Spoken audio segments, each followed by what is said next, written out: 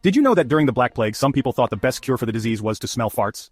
Here's the logic. Doctors at the time believed the plague spread through something called miasma, or bad air. So, naturally they thought you could fight bad air with worse air.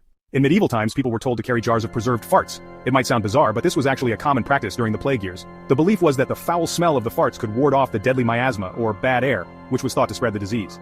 Yes, they literally trapped the smell in jars, kind of like medieval Tupperware.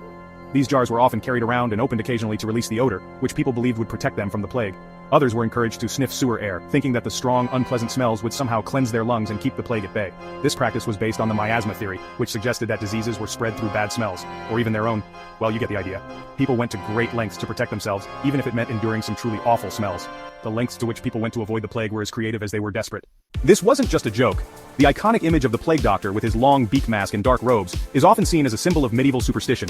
But these doctors were actually trying to protect themselves from what they believed were harmful miasmas, or bad air, that spread the plague. Doctors thought that overwhelming the senses with strong smells like farts or burning herbs would drive out the plague. They carried posies of herbs and spices in their beak masks, hoping the strong scents would act as a barrier against the disease. Sadly, spoiler alert, it didn't work. The plague continued to ravage Europe, killing millions. Modern medicine has since debunked these methods, understanding that the plague was actually spread by fleas on rats, not bad air. Today we have antibiotics and vaccines to combat such diseases, a far cry from the desperate measures of the past.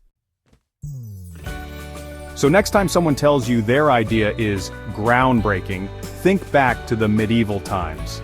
Back then, what we consider bizarre today was often seen as the pinnacle of medical innovation. During the Black Plague, treatments ranged from aromatic herbs to leeches, but perhaps the most surprising of all was the belief that flatulence could ward off the deadly disease. Want to hear about even crazier historical cures? Hit like and subscribe for more bizarre history. Dive deep into the past with us and uncover the weird and wonderful world of historical medicine.